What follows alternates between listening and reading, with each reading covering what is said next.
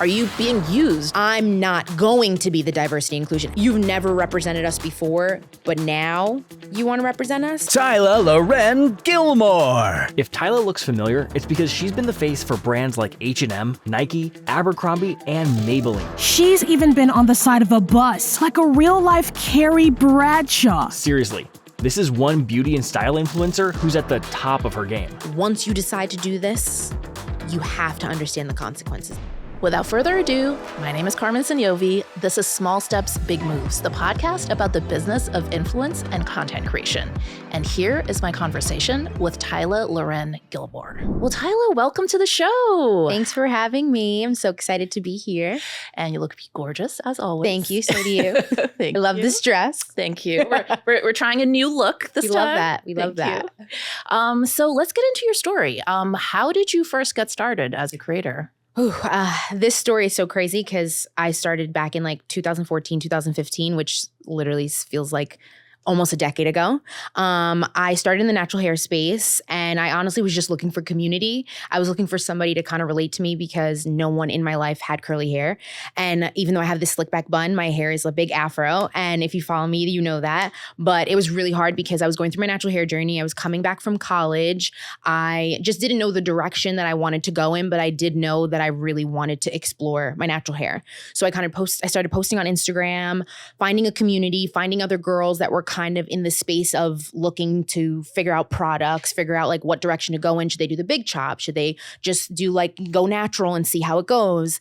And I was kind of stuck and I just didn't have anybody to relate to. So the internet was kind of like my home and my friends. And then I started posting consistently. I remember being posted on like a natural hair page and I was like, wait, this is kind of crazy because like people were, back then it was viral and it had like not even 1,000 likes, nothing compared to now. But I was like, okay, this is actually really exciting. I started going to events and meeting other women that were like going natural. And they were like, you should do this. Like you should post and you should work with brands. And I'm just like at my 9 to 5, like, you know, posting my little pictures on my lunch break, working from home. And it was kind of crazy how fast things started to blossom. Like I started like meeting with brands. They started sending me products and I was making what, like $50 if I was lucky. Yeah, like $50. People think I'm crazy when I say that. Nothing like compares to like now, but it kind of was like a whole shock to me. I would never think that it would end up being my career.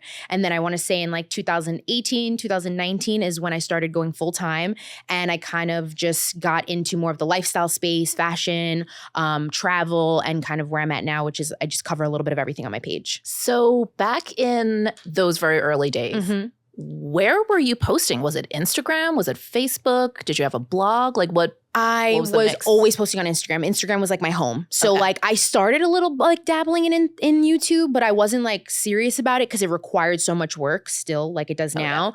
But I was just like, I don't really know what I'm doing. And not a lot of people knew what they were doing either, unless you were like a veteran and you were already on YouTube. I was kind of like, Instagram is a lot safer. I could just take something like on my iPad because that's literally where I started from. Yeah. And then my phone. And I was just posting on Instagram literally like every other day. And so when you started, what was the landscape like? Were there, because I think by then there were definitely, the natural hair community was pretty popping off. It was starting to, yeah. Yeah, because my oldest daughter was born in 2009. And around that time, I started reading a lot of the natural hair blogs because I had to figure out how to deal with her curly hair, right? And shout out to like Beads, Braids, and Beyond. This is like a super OG like hair blog, but she posted about like doing her daughter's hair. And it was like super useful. And I learned so much from that blog. And you know, I think sometimes people like to rag on influencers, right? Where it's like, you know, everyone loves to hate influencers. But I honestly feel like there's been so many points in my life where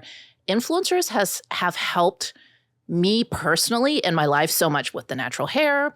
Later on with like style, I feel like when I was like transitioning from like working in an office to becoming, you know, working for myself, I was like, I don't know what to wear anymore because now I'm a different person. Moving into a new house, like influencers helped me with like what to buy. So it's like, I love that you started in this very like almost like service-based, right? Content. I completely agree. I always tell this story to everybody when I'm talking about like the beginning of the journey.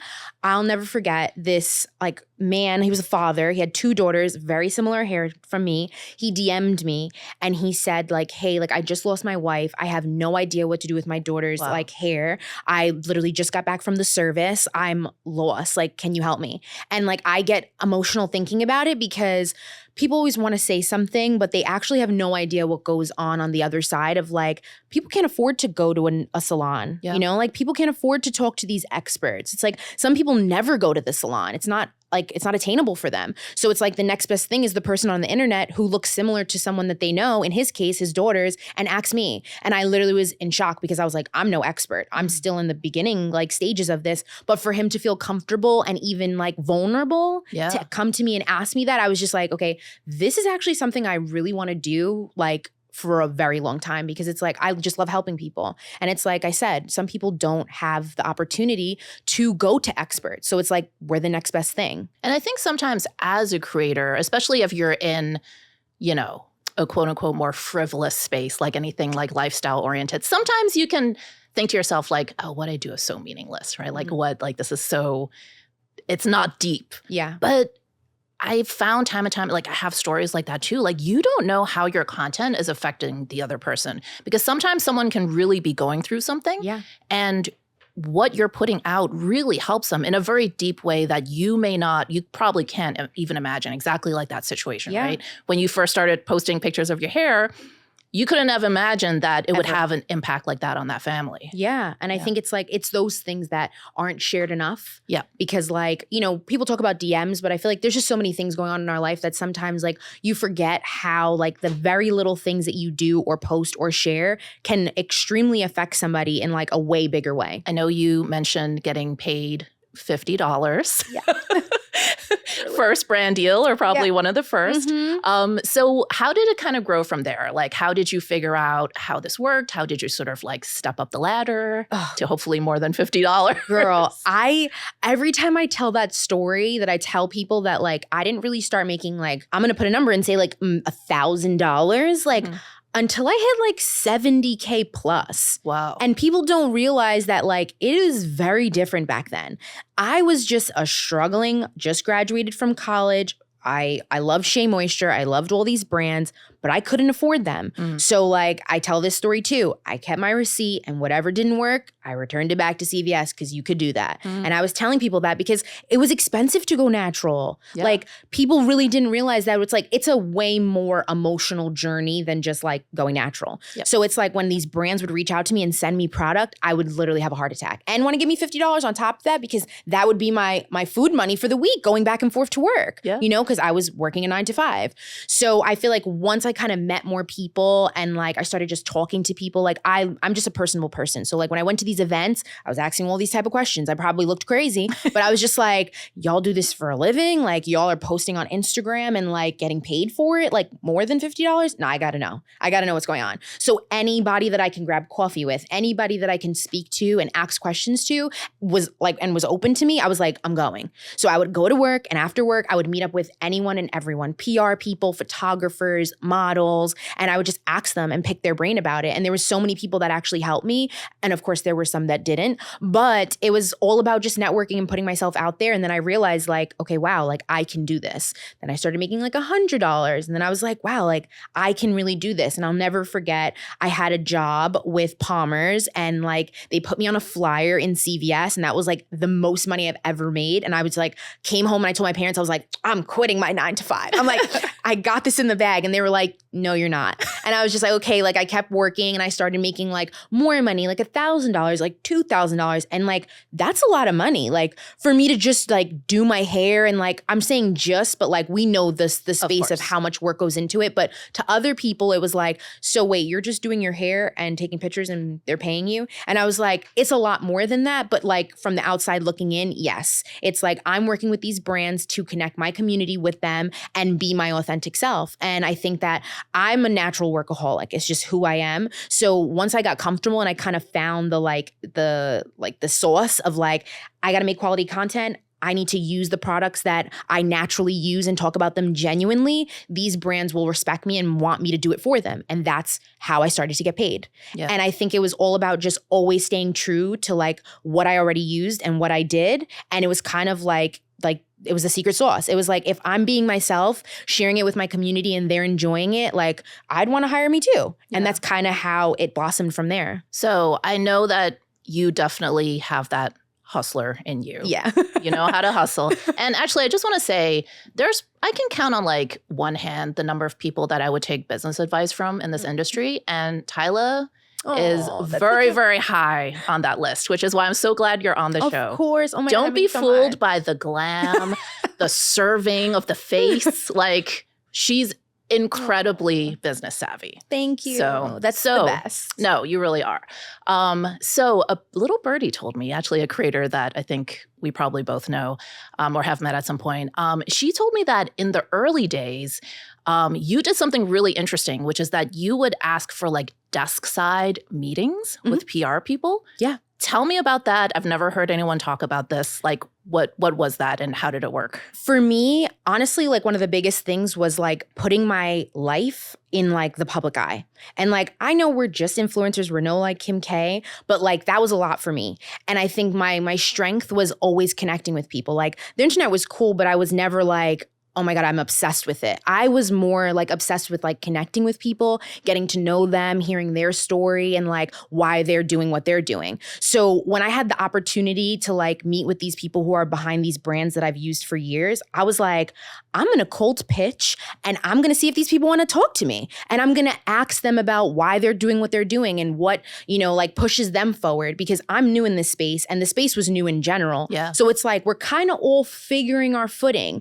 And it's like, why not connect with these people in real life? We're always on emails. We're always talking. And it's like, no, I'm going to put myself out there and I'm going to sit down with these people who are like behind the brands that I want to work with. And hopefully that will, you know, keep myself top of mind when a partnership comes to, you know, fruition. So I did that. And I was meeting people from like brands from like beauty, like fashion, food. It didn't matter. I was like, if you wanted to sit down with me and talk for like 30 minutes, I'm going to buy you a coffee and I'm going to talk to you and we're going to connect. And I hope that that relationship and that one little meeting helps you like remember like why I'm doing what I'm doing and also like how excited I am to do what I'm doing. So I was just like, oh, girl, I was pitching my butt off. Yeah. Like I was like, do you want to hang out with me? Do you want to come to coffee? Do you want to do this? Like on your lunch break? Like every person that I met, I always like remembered who they were. I got their business card and I made sure that I made that connection, even if it went left or even if it went right. Yeah. It was like that connection in person, like still to this day. I feel like you can never compare anything to like an in-person meeting because you just never know what you'll have in common with that person. Yeah. And I think that's kind of how I like really grew in the beginning because nobody was doing that. And I'm so fascinated by this, first of all, because you and me are like polar opposites. Like I'm a raging introvert, so I hate events, I hate meetings. I don't even like phone calls, to be honest. But I love that I've been able to succeed in my like weirdo introvert way, but you've been able to do it completely opposite. But there's right? a space for you, honey. Oh, There's absolutely a space for you. And there's a huge demo for that as well. So Yes. don't think that Yes. that's not. yes. No, Need y'all. there's different approaches, you know, to doing this. But I would imagine that when you were reaching out to set up these meetings, I'm guessing you weren't being salesy. I'm Never. guessing, like, how did you phrase it? Like, were you sort of like, you want to learn more about the brand? Like, how did you phrase it so that they felt like this was worth my time? So I would do my research first because I Yeah. would never cold pitch. That's why I tell everybody, never cold pitch and you don't know what you're talking about because then you're just going to get brushed under the rug right into the archive folder. You have to know what you're you have to know who you're speaking to. So I would go on LinkedIn, go on Google, look at who they are, look at what they've done in the past, look at where they're working and kind of say like, okay, I would love to work for this lipstick brand. They are one of their clients is this lipstick brand. So I'm going to make sure that they know that I am like super interested in that lipstick brand. So it's like, hey, whomever the person is, I've like done my research. I'm like a new up and coming creator. Like I'm so excited to connect with like other people that are working with your PR agency. Like I would love to sit down and have like coffee. If you have any time in your schedule, I would just love to get to know you and kind of like share my story and like literally keep it nice, short and sweet. Yeah. And just be my authentic self. I'm not looking to get paid. I'm not looking to like get a job from you. I'm genuinely just looking to connect and like network. Yeah. And I think that like at that time when like money wasn't a big thing, your relationships was everything. And I think that's something that I hold near and dear to me to this day. Because there's people who I've connected with 10 years ago that get me jobs today. Wow. And I think like those relationships are just so important because like you're in this huge oversaturated market that like your personality and who you are matters more than anything else. Yeah. Because if you treat somebody well, they're going to remember that. Mhm. So it's like, I think that was kind of like my foundation for like just working for myself and being in this space is like one thing somebody's going to walk away from is going to be like, wow, Ty's a really good person. Or like, she's just really enjoyable to be around. Mhm. You know, it's not really about the next sponsorship or like, you know, who knows who. It's more of like how you're putting yourself out there so people can perceive that like you're a good person, which I think is like number one in just life in general, you know? Yeah. And it's so funny because very often, you know, obviously as a travel creator, we do a lot of partnerships with hotels and things like that. And very often when we're at these hotels, like the people working at the hotels will be like, wow, you guys are actually really nice. And they're shocked. And we're like, why wouldn't we be? But it goes to show how other creators are in those situations. So I think like to you, you may be like, well, obviously I'm going to be nice and polite. But believe me, that can actually be a strategic advantage, which is sad to say.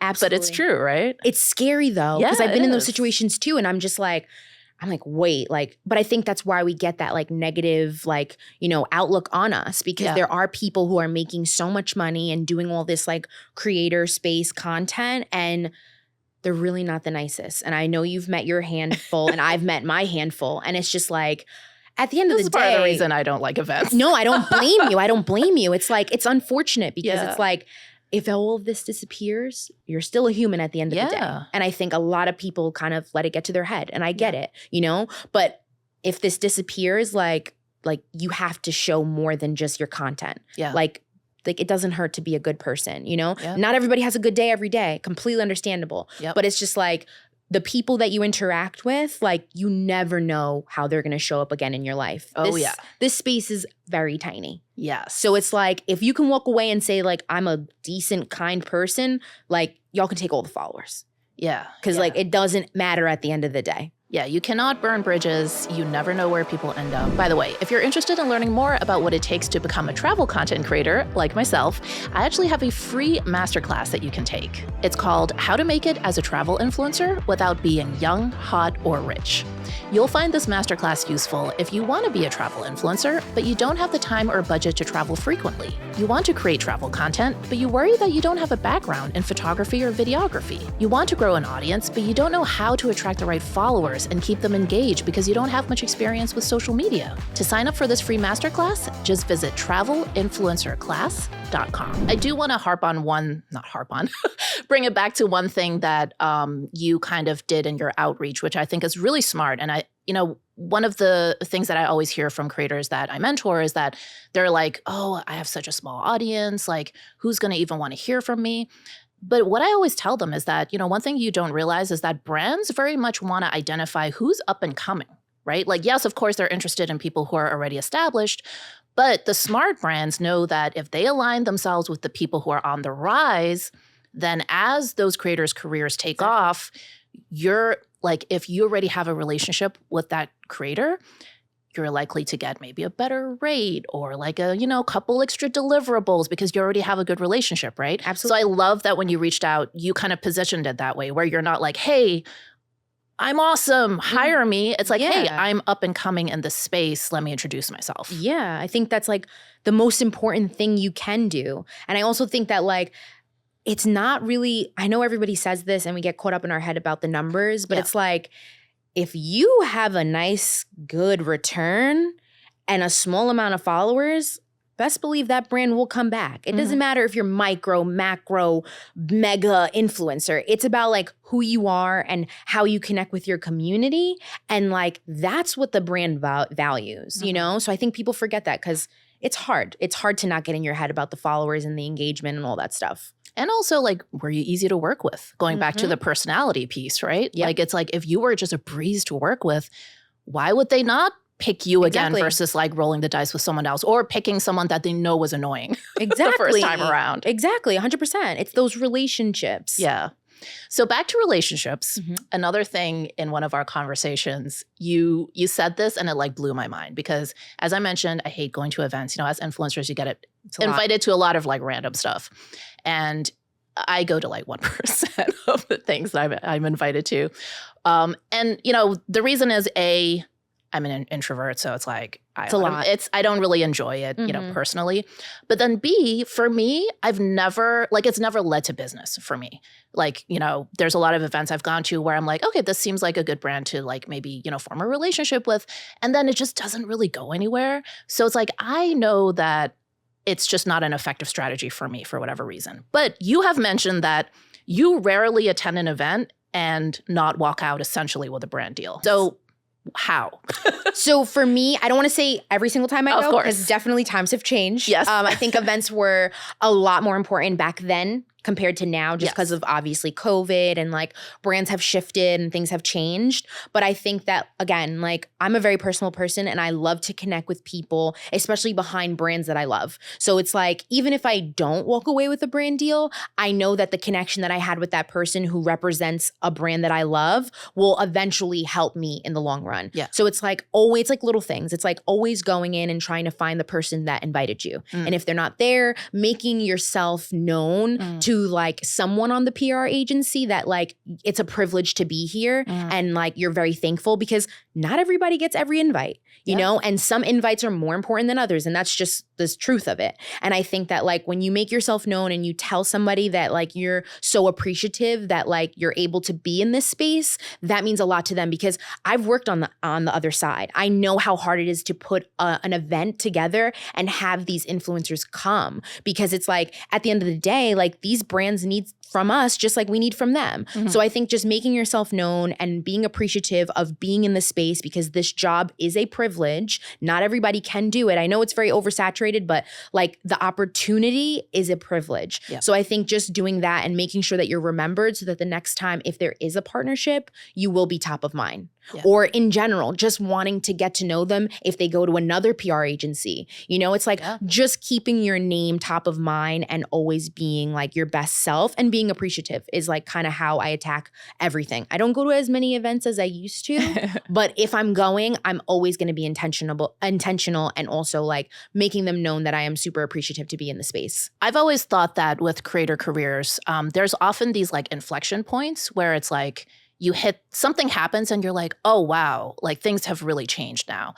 Can you remember any of those inflection points in your career where you're like, oh, like this is really going somewhere? If this answers your question, definitely TikTok. Oh, That okay. scared me. I'm Yeah. going to be completely honest with you. And now I'm obsessed with it. But when COVID hit, I thought it was over for my career. To be completely honest, I moved into a new apartment. I was living by myself. And I was just like, people were like, if you don't get on TikTok, it's over. Like all the older influencers, and I'm not even that old, but like people will say like, I've been doing this for a while. And like, if you don't get on TikTok, it's over for you. And I'm sitting in my apartment alone, COVID just hit, and people are dancing with their parents. And I'm like, I'm not doing this. I'm like, I was so stuck on like, I'm not doing this. I'm not getting on TikTok. I can barely keep up with Instagram. I can like, it's just so hard. And I feel like if that like relates to your question, like it's definitely that. It was like all this video content, like by myself in my apartment, like dancing. I'm like, what? Like, this is not the direction I wanted my career to go in. And it's just like, I think it was all about realizing that it wasn't what everybody was doing. It was just another place for me to kind of express my creativity in my own way. Yeah. And then once I kind of realized that, I became like obsessed with it. And it became so much fun. And it was kind of like a thing that everybody had, like a little security or comfort during COVID, because we were just like, we can't go outside. Yeah. You know? So it was nice to like get comfortable, but it took me a while. And I was like genuinely scared, because I was like, I'm not 12 and I can't dance on the internet. I don't care how much money I get. I'm not doing it, you know? So that was kind of one of those moments where I was just like, it's okay. Change is okay. And this industry is going to consistently change. It's just how you change with it, not following the crowd. Yeah. And actually, I'm glad you brought that up, because I think I would consider you somewhat of an OG Instagram influencer specifically, right? Yeah. And I think there were a lot of Instagram girlies that really had a tough time pivoting when TikTok came along. Yeah. I think it was like so many things. It was the pivot from photo to video, but then also the pivot from like the very curated aesthetic of Instagram to something that was like now much more unaesthetic, kind of like off the cuff. Mm-hmm. And I definitely saw a lot of creators struggle with that. Yeah. How did you kind of like navigate that? Like what, I know you were like, obviously I'm not going to get on here and be a dance and creator now, Yeah. but like how did you think about it? And then how were you able to kind of incorporate that into what you were doing? I'm going to be completely transparent. I'm still struggling. I'm still struggling. I'm a perfectionist. I am an earth sign. I am a perfectionist. I like things very curated. I like things a certain way. I'm just not the girl that wakes up and films. I'm not. It's a process for me. And I'm going to stand on that because it's just something that I've struggled with. I think I've gotten a little bit like looser when it comes to TikTok. Instagram is still very hard for me. But I think, again, like it's doing it in your own way. So it's like, if you don't want to share too much, because like I'm always stuck in the like, I want you guys to have access to me, but I also love my private life, you know? So I kind of try to find that happy medium. And I think TikTok allows you to kind of like find that happy medium. It might not be 100% Tyla because like that's a lot and it's just something I struggle with, like being vulnerable, but I think that it's how you do it in your own way. And that's what I tell everyone. They're like, "Oh my God, like how did you manage to like start posting on TikTok?" I'm like, "Of course I'm going to keep, you know, like resharing what I'm posting on Instagram, but then I'll throw in something like where I'm speaking or like, you know, something that I'm a little not really like creating or editing so perfectly. And I'll just like throw it up. And of course that'll perform the best. Of course. You know, of course the things that you spend 13 seconds editing performs better than something you took 2 hours editing. And then when you hit post, you're like, this is going to kill. They're going to love this. And it's like, and then you just exit out and you're like, you know what? Forget it. And pretend like I didn't even post it. But yeah, I think it's just finding your way of doing it and being happy with it. Yeah. And then like seeing how that performs and then say like, oh, maybe I'll like test the limits again. You know, like I spoke in this video and like I didn't have makeup on and I was kind of a little bummy and like it performs. So I'm like, okay, now I can do that and then I can talk about something I've never talked about before. You know, so for me, it's like slow progress is better than no progress. And maybe one day I'll be the girl that wakes up and starts filming. But for right now, it's something I struggle with and I tell everybody it's okay. You know, you like, again, you don't have to do what everybody else is doing. Like slow progress is always better than no. By the way, if you're finding this video valuable, please hit the like button. It really helps us reach more creators just like you. And if you haven't already, please subscribe and turn on notifications. I'm curious, so you started out kind of in the natural hair space. Did you find, was it challenging for you to then expand beyond that? Did you ever feel like you were like in this box or was it pretty smooth? Oh no, girl, it was terrible. Yeah. It was terrible. And I literally get a stomachache when I think about it because like I started natural hair. Natural hair was like a very overwhelming space because it was like you were only seen as like a head of hair. So it was like I was doing all these wash and goes and I loved it because I learned so much. I learned about ingredients. I learned about these products, everything that I was using on my hair. I loved being in the natural hair space, but I wanted more. And I wanted people to see me as a well-rounded creator rather than just a head of curls. And I wanted to be able to kind of do that like in my own way. So I started posting like full body like fashion stuff because I love fashion. That's like a huge passion for me. And people were like, I'm unfollowing you. They're like, we don't care what you're wearing. Like, we don't care. Like, we don't want to see below the chin, Tyla. We're like, I just want you to do a wash and go, and that's it. And I'm like, okay. So I'm like super sad, and I'm like, okay, no one's gonna like me now that I'm like pivoting into something else. And then I started getting emails for like gifting for jeans, and I was like, I need some jeans. I was like, I'm gonna keep posting like what I love, and whoever doesn't follow me was not here like to begin with, like in the way that I wanted. I was like, if you're not gonna accept me like full, then like forget it. Like I'm more than just my hair. And I think a lot of us that started in natural hair struggled with that. And it's like, you kind of don't want your like posts to not perform. You don't want those natural hair brands to not reach out to you, you know? But like, it's hard because these brands are like, what is she showing? If she's not showing her natural hair, then why would we have a partnership with her? And I think finding that balance for me took a while. I wanna say like, almost a full year of just saying like, it's okay, Ty, that you're not just posting selfies. Like if you enjoy posting your outfits or like a plate of your breakfast, then do it. Because I think that's what really keeps me going in this space is like, if every post that I make doesn't make me happy, then I shouldn't do it anymore. Because at the end of the day, like, I'm not looking for validation from anyone except for myself. And like, I know that's hard for a lot of us because like, this is our full-time job, you know? But I think that like, over anything, I'm a huge advocate is like, if my mental health is not in check, I cannot perform my best. And it took me a while to realize that. But then I was like, I love my content. I love my community. I love who stands by me. And I love the brands I work with. And that's all that matters. Nothing else, everything else is noise. And that's kind of how I like shifted and pivoted. And how, you know, speaking of mental health, I think the fact that this profession is so performance-based, right? Every post you put up, you're kind of obsessing over, is it performing? Is it like, you know, getting that reach, that engagement that you're hoping for? And then inevitably some things are going to bomb. That's just how it is. I guess, like, how have you managed to strike that balance between, like you said, posting things that you truly love, but then probably also mixing in some things that, you know, that like this is the tried and true stuff that I know people always like. Yeah. Honestly, I just needed to get out of my head.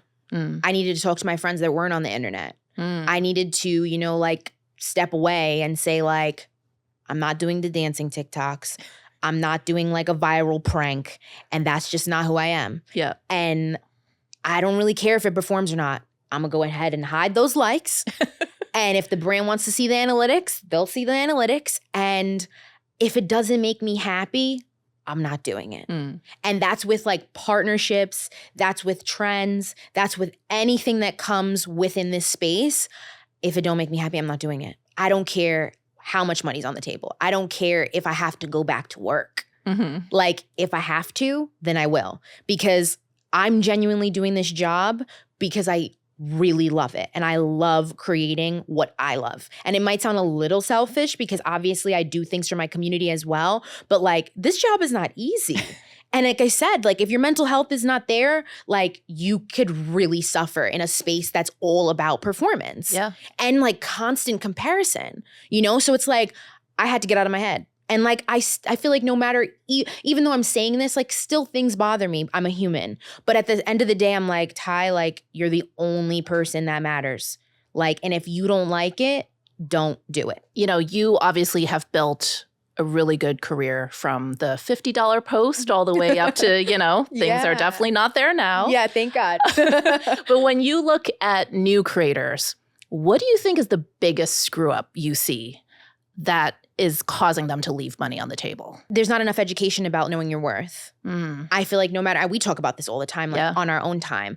But I think that, like, if I can be that person to help a small creator tell them that, like, you're worth it, I will be. I'll be the first one. I don't care because, like, I struggled so much in the beginning, like really just being so appreciative and saying, like, this is a privilege, this is a privilege. And it's just like, Ty, like, you're taking a good amount of your day, like, to create this content and do added value and do more. And like, I was never, ever like compensated for that. I feel like sometimes I've done more free work than I've done paid work, which is crazy. But it's like, if I genuinely like something, I'm going to talk about it. There doesn't have to be a check involved, but like, if there is a check involved, like, I'm going to know that how much, like, this is everything that goes into it. I need to like color grade. I need to edit. I need to shoot this. I need it to be a nice day out. I need there to be, you know, we can go through all the specifics of working for yourself as a creative. The list is endless. And it's like, sometimes these brands don't realize, they're just like, give me the content. Very transactional. And I think because the space has grown so much, anybody wants to be involved. Anybody wants to do anything. So I see these girls, I see these guys, they're just doing anything for $1. And it sucks because then there's us who have been really killing ourselves for years. And we know how much goes into this. And we're like, if you take that $20, we're definitely not getting what we're worth. Because these brands are like, hell yeah, I'm gonna hire this chick to do this for $20 and not you for $2,000. You know? So I think that, like, we need to speak about this more, you know? And I'm so happy we're doing this because it's like, there's not enough people talking about this. And I know it's so much bigger now. Like, you see the TikToks, like, I made this month and how I did it and join my ebook and blah, blah, blah, blah, blah. And like, no shade to those people, get your coin. But I think that, like, there needs to be a space of, like, people really talking about knowing your worth and not settling just to say that you're working with a brand. Yeah. Because again, like they need us just as much as we need them. So I think one of the reasons that people do sort of undercharge, right, or are not really charging their worth is because there's so much misinformation out there on the internet. Yeah. And I will also say that agencies and brands are quite happy to participate in the misinformation of, sort of saying like, oh, you're charging way too much because we worked with this creator who has an even bigger audience and is charging less than you. So like I think for a new creator, that can be really confusing, right? Because on the one hand, they're listening to this podcast and they're like, well, Carmen says I should never take less than $1,000 for anything. And but then from maybe like a brand or an agency, they're hearing the opposite where they're like, oh, maybe we can give you $50 or maybe just a free product. So like what advice do you have to like a new creator to kind of like figure out like who should you listen to or like what messages should you take seriously? Because there's so much conflicting information.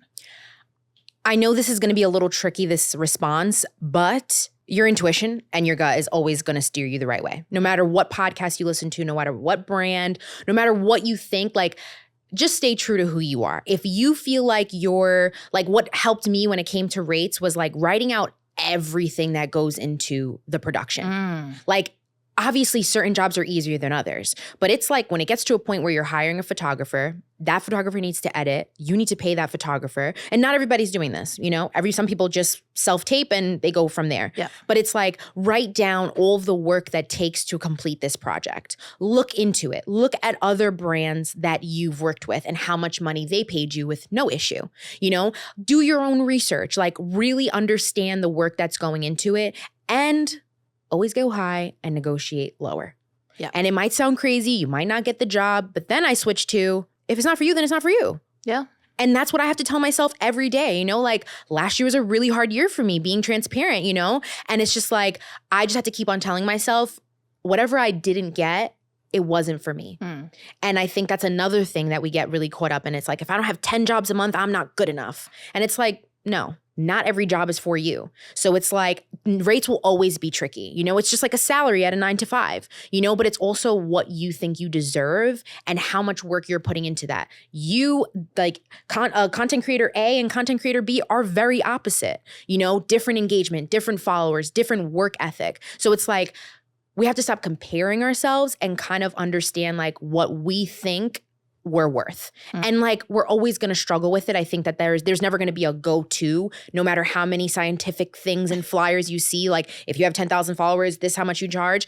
If that's what you're comfortable with, then you do what you think you're comfortable with, and like it's your money at the end of the day. And I know this is not the perfect answer for this, but I think that's kind of how I've moved my way through the industry. It's like, if you feel like you're worth this, then tell that brand why you're worth this. And if they say no, or they want to go negotiate lower, stand by what you said and stand by who you are as a creator. And I think that's the best way to kind of move when it comes to rates. Yeah, no, I love that, sort of listening to your intuition. And I think, when it comes to pricing, as much as like I am definitely the girly that's out here being like, charge what the market will bear, like go high, go high. But at the same time, I think you also have to be realistic and you have to say a price that's not going to make you want to throw up. Exactly. Right? Because it's like if you're feeling so queasy, even saying the number, that's probably not the right number yet.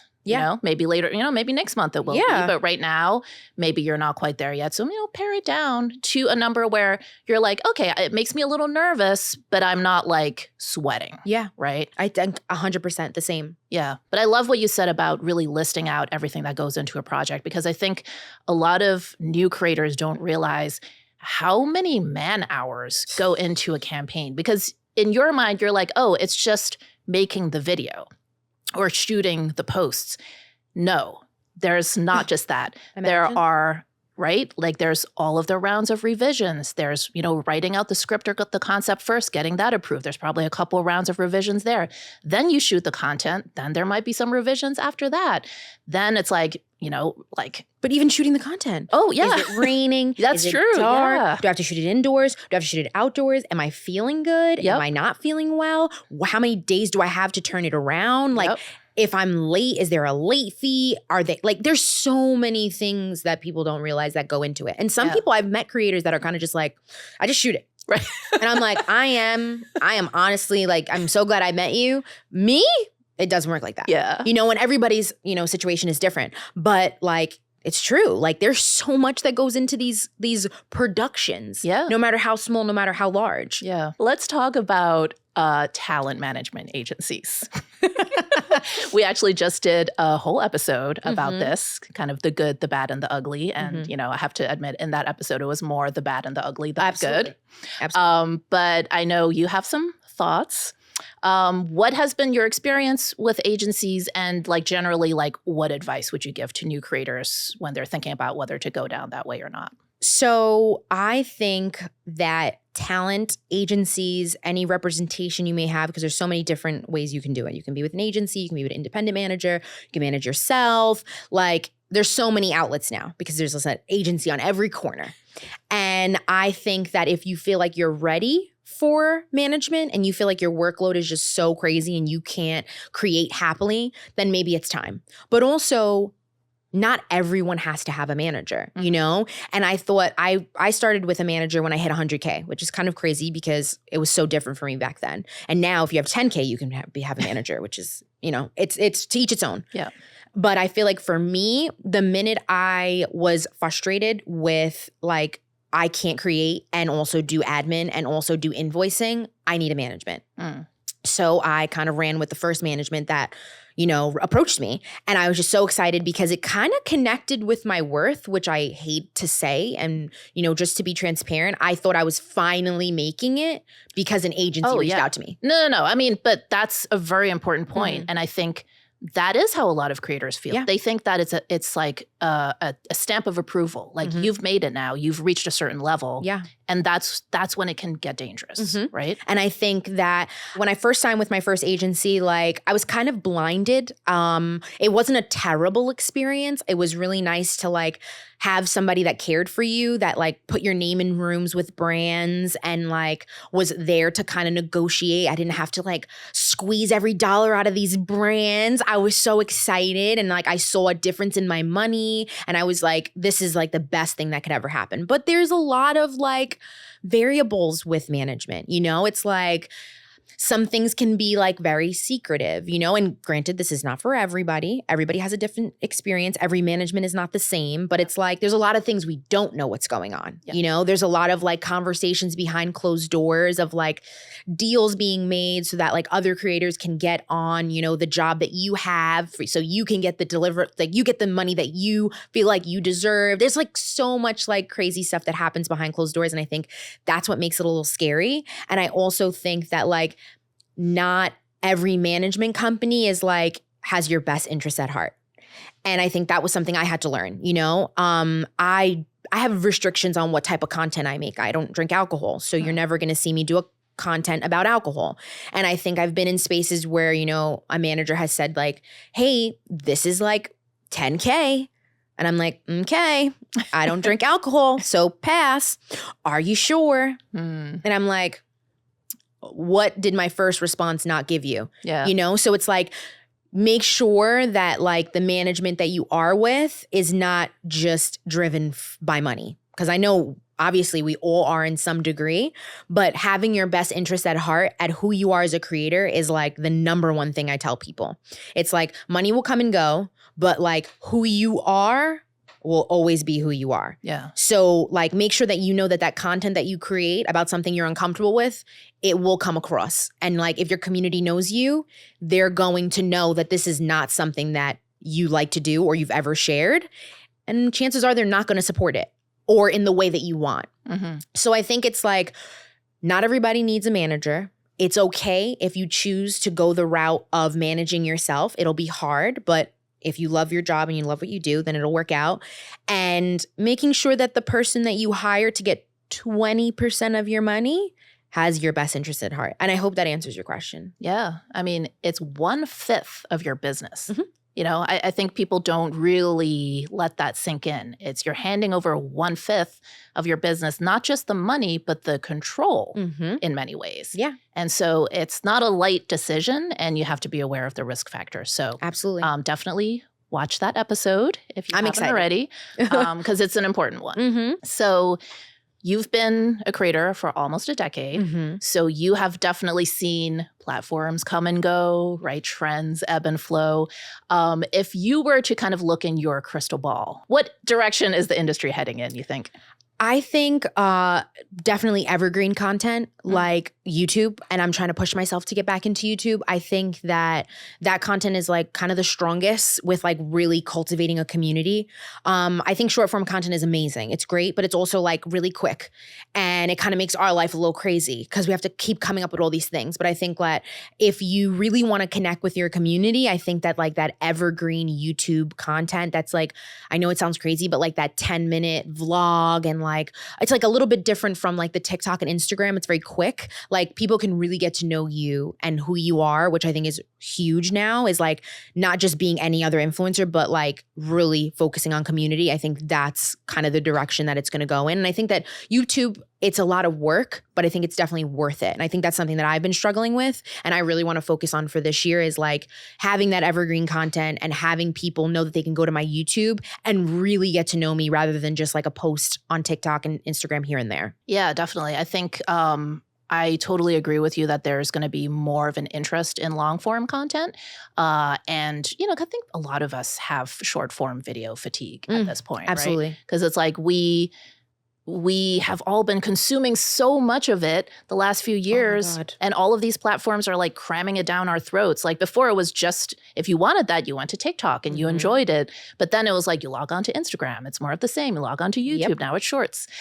So yeah, I totally agree with you. And then I think also, you know, it's not surprising that a lot of creators, are doing podcasts now, because that's another form of long form content. And the connection. Yeah, the connection for sure. Yeah. So I'm so curious because I started in about 2016. So a couple years after you. But even in the amount of time that I've been doing it, there were a lot of creators that started around the same time as me who are not around doing it today. And I imagine it's the same for you. Definitely. From what you've seen, what really separated the creators who made it and are continuing to thrive today versus those who kind of got left behind? I think it is the tolerance of being uncomfortable. I think that, like I said, last year was very different for me in the last 10 years of being a creator. So I think getting through those really uncomfortable moments or those really dry moments or those really like no money moments, you know, like, and like also like those creative ruts, I feel like it can really do damage on your mental because like you're working nonstop, partnership. And then all of a sudden it gets like quiet. And like, I know I talk about this with other influencers and other creators and they're just like, I don't want to wait for the next job. I'm not really a saver. I don't really save and I'm not really, you know, prepared for like 60 days of no work. And I think that's the difference. And it's like, it is very scary. Like there's been so many times where I'm like, I want to go back to my 9 to 5. I just don't trust this job, you know? But I think that like what carries me through is like how much I enjoy it. And I'm like, I know Ty, like this is a really rough time, but also you're not the only one going through it. It's kind of a like industry-wide thing that like brands are allocating money differently. They're doing things differently, you know, like there's so many platforms to keep up with and that's exhausting. But I think that like, that's kind of what's making people say like, I don't want to do this anymore. It's so different. And you know, when like, I know for me, like change is really hard, especially with the industry and like having to learn a new platform or having to do something differently. And some people are just really not about it. They like making their content the way they do and they don't want to have to adjust to the trends. And I think that's a big thing about people like sticking it out and like being like, I'm going to stick it out and I'm going to see how it goes versus like, I'm done, I'm going back to work because I know I'll get a check every 2 weeks. Yeah, I think that's so important to really find enjoyment in the thing itself, right? Because like we talked about, this is a profession that's very driven by analytics, by performance.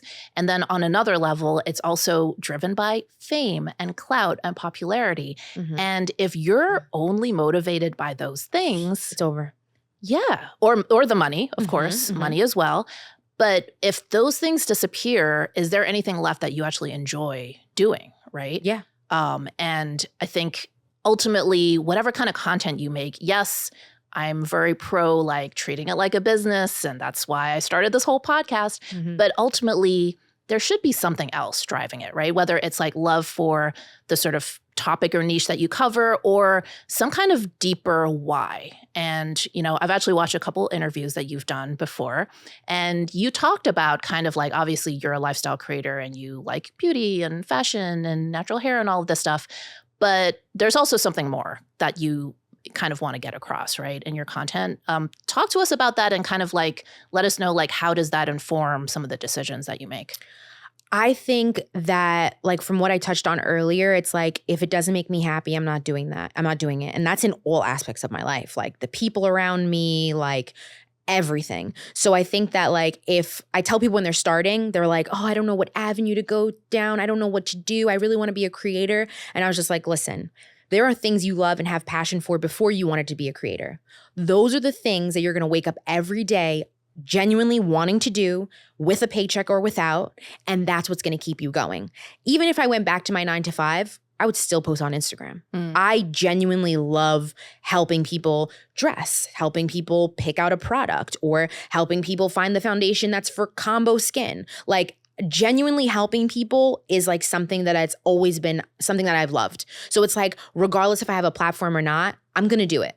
So I think that's what kind of keeps me going. And like, that's like my genuine passion for like helping people. And it's great that I get to do it on the internet, and I get to do it my own way. And I get to do it the way that I want. And like, I get to kind of nitpick the aesthetics of it. And like, I love getting dressed up and I love sharing, and helping women that aren't a size 2 look their best. And I would do that with a check or not. So I think that's the like biggest thing, is like what you're passionate about and your why. Like you said, if you're waking up every day and doing something you love, it'll never feel like a job.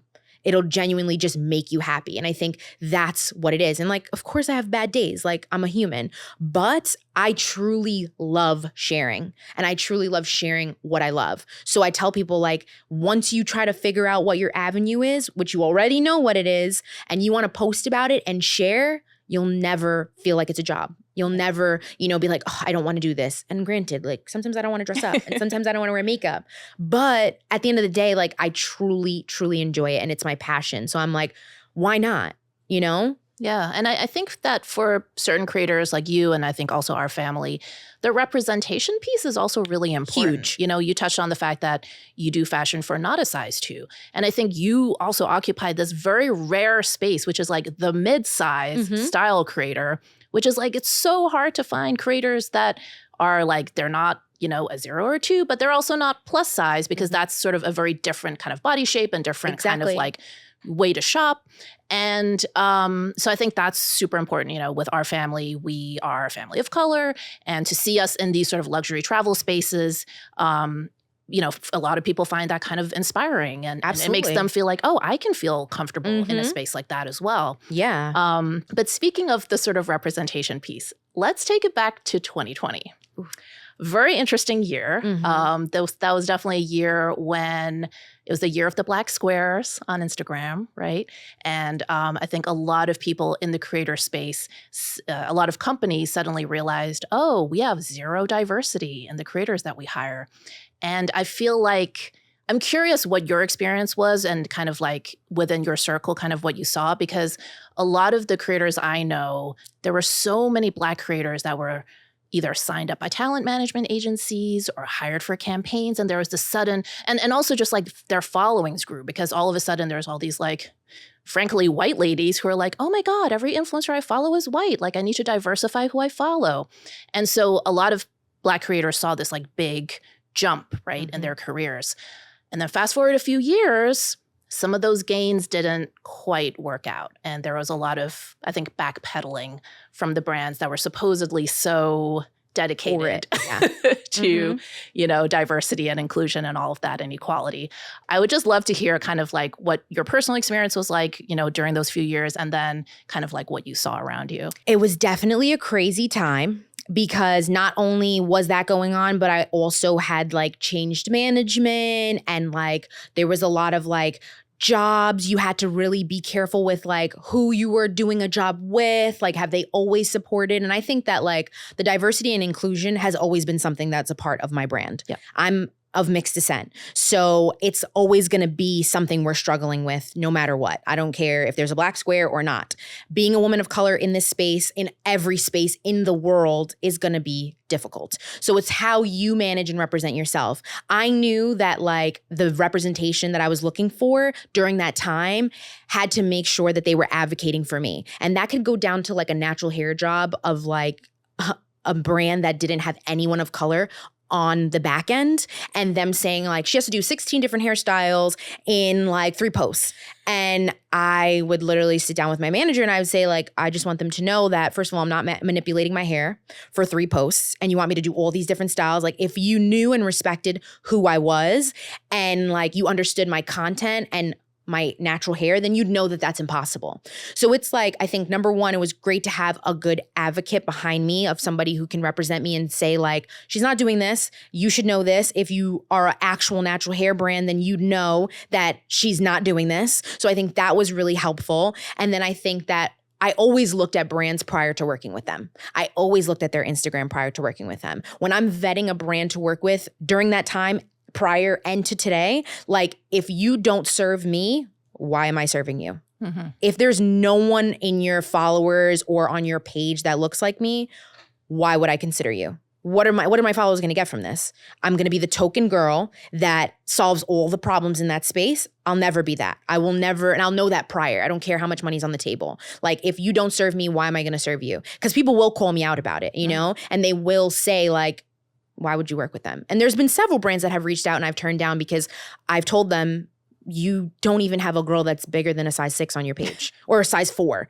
And like clearly my like community, they know what size I am and they are very similar to me. So like, where is the connection? Yeah. So, you know, I feel like regardless of that time period, it will always go on. And then I think to touch on like the agencies and how like a lot of Black creators were getting a ton of followers, and I guess it was nice for the time being for certain people, but for me, I always stay to my guns of like, the people who are following you and support you, they'll always support you.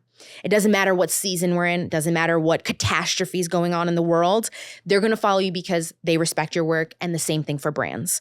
And I saw a lot of crazy stuff going on, you know, with the posting and the brands acting different and them reaching out a little bit more than usual. And I kind of was very like stone-faced about it. I was like, you've never represented us before, but now you want to represent us? I'm going to just be honest, like this isn't working. And then it would be like the fake sensitivity and the like, you know, this is a tough time for you. And I'm like, do you know that it's a tough time for me? Because last time I checked, you don't know. And it's just like, it's sad, but like within this industry, you kind of, like I said, will always have to deal with it. It's how you represent yourself and what you tolerate and like how you move in the business. If you want to work with a brand that doesn't support what you support, and like, I'm not going to judge you for it. Everybody's going to do what they want. But for me personally, when it comes to like any type of diversity and inclusion, like I'm going to do my vetting and my own research for myself. And that might not be for everyone, you know? But at that time I was like, I know who I'm going to trust and I know who I'm going to work with and I know who I'm going to like represent on my page. Yeah. Yeah. And it's so interesting because, you know, you talked about not wanting to be the token for a brand, right?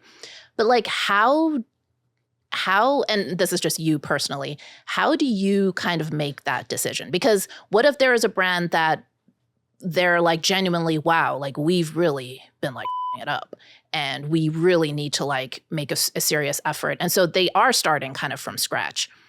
And they're sincere, but there's also brands that are not sincere and that are like, okay, we gotta like do this as a PR move. Let's get a few brown and Black girls up in here in the mix.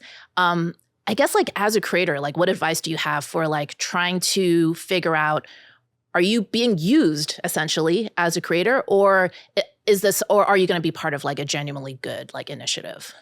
I think me personally, I might be very different from other people, but I've gotten invited to PR trips and I ask who's going.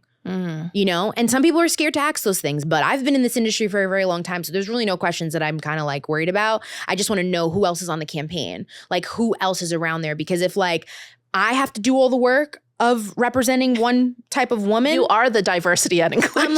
I'm like, this is not gonna work because there's like a lot of like, you know, side things that like these brands will say, like, can you position your caption like this? Or like, if this is a product that you're using on your hair, like, can you say that it works for everyone? And I'm like, if you want me to do something that's out of my scope of work, we need to reevaluate this contract. Because I'm not going to be the diversity inclusion. And I know that these situations are very hard to navigate.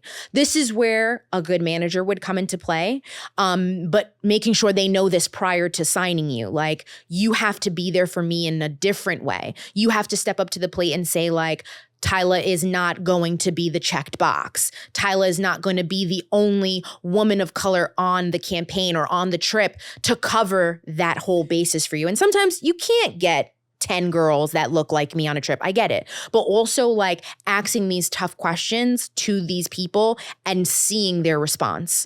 And like, if they don't have it, who's going to give it to me in your brand? Because like, that's huge. Like, I'm not here to sell to this type of person. Like, I'm also here to do my job, and like, I'm not going to be doing yours, you know? Like, this should be settled prior to hiring me. And I think, like I said, it's just asking the tough questions that you may feel a little uncomfortable with, but I'm telling you, you'll feel so much better knowing that like at least someone understands where you're coming from, and you're also representing yourself. So your community, if they have those questions, you know exactly how to approach it. Yeah. It's so interesting, the whole brand trips phenomenon. I mean, that could be a whole episode. No, you should do an episode about that. You really should. We really should, like an oral history of the brand trip. The like how it's changed from like Yes. the 2020, 18 all the way till now, because it's insane. It is. It's amazing.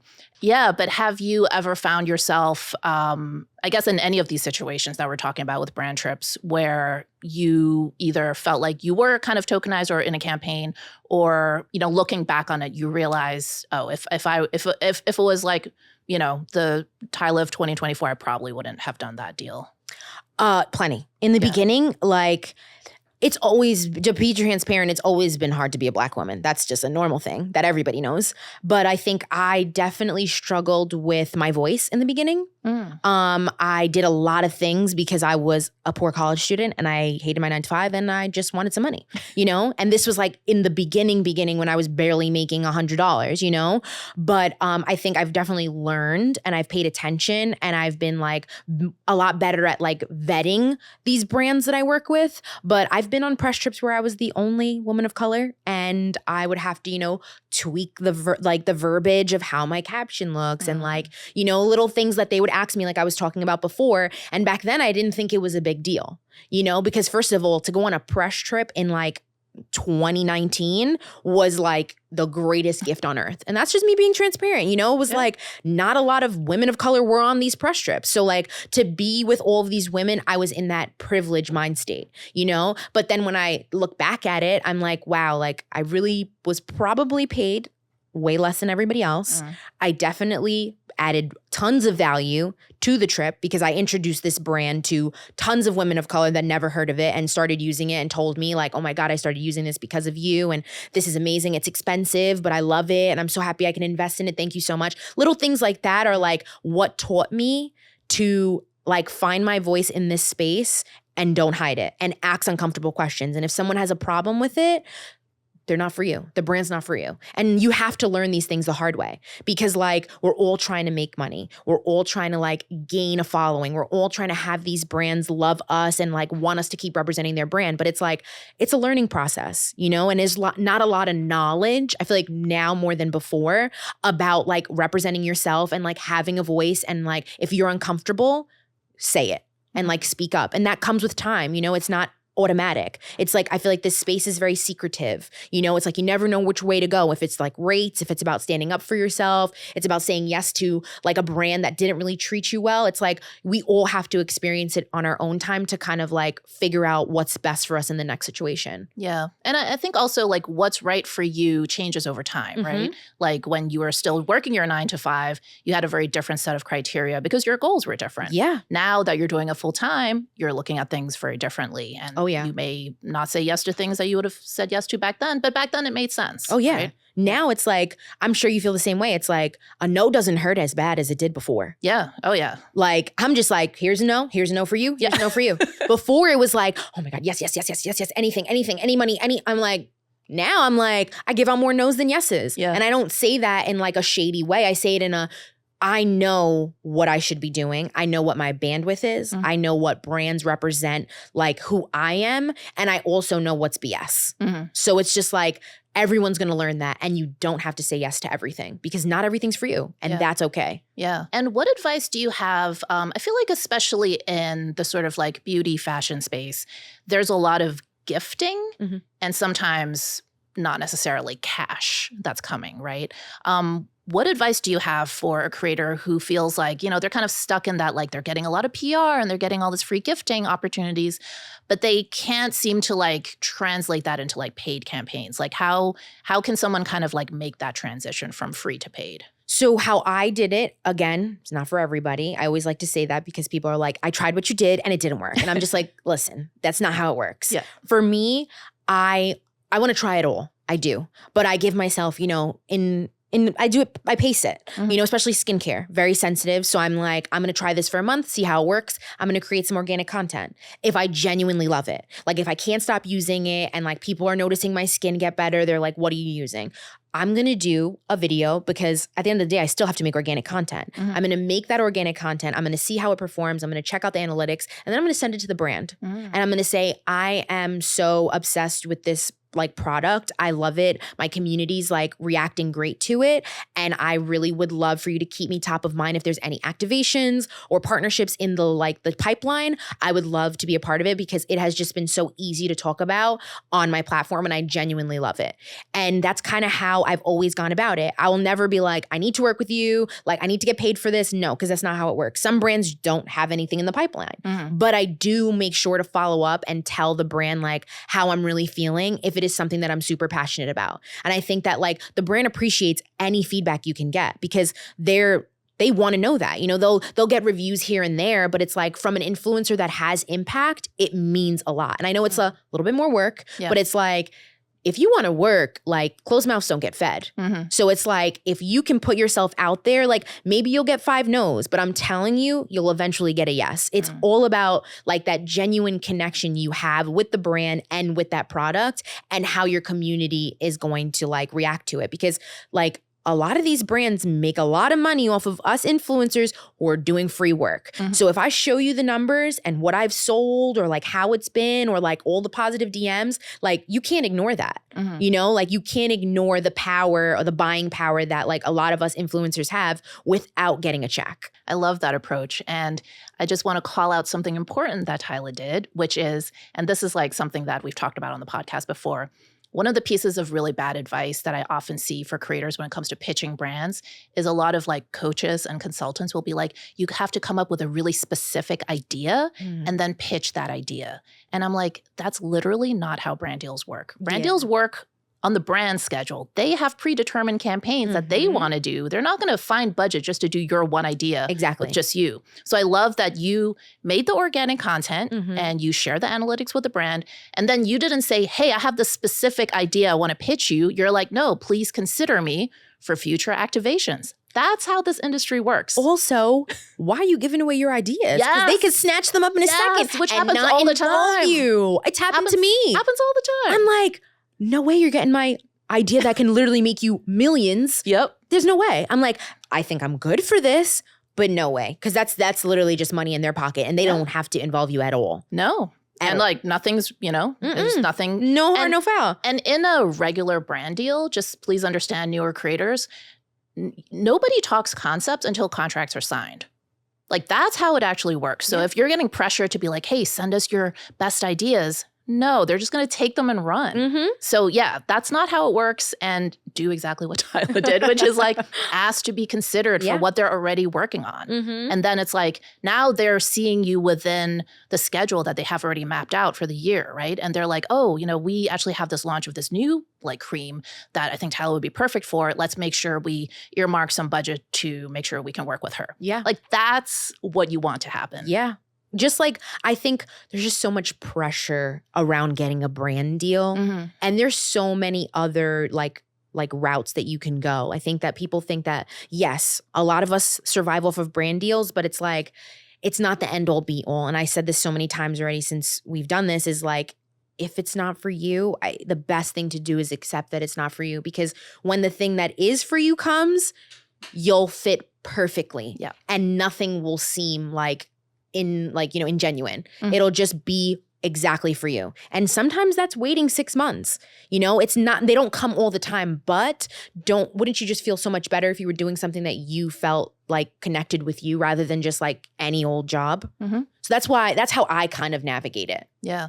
And I think, a key piece of that, which you've also touched on, is trust with your audience, right? Or the trust that your audience has in you. Just like you're not going to do like a liquor brand deal because your audience knows that you don't drink. So if you do that deal, they're going to be like, girl. Yeah, exactly. And what was the check? Yeah. What was clearly large. Yeah. What was the check? Come on. Yeah. And I think that trust with your audience is a very precious resource. And I think a lot of creators like kind of take it for granted, right? Like they don't mind like grinding that down until there's like dust. And I think even like doing too many brand deals does that, where it's like, hey, your audience is there to support you. They're happy to see you getting the bag. But to an extent, right? Like if you're not putting out any more organic content and every video, every post is a sponsored post, it's like, why am I here? Like I'm just getting advertised to. There's no value anymore. Yeah, and who are you? Yeah, because you're just like a sponsored machine.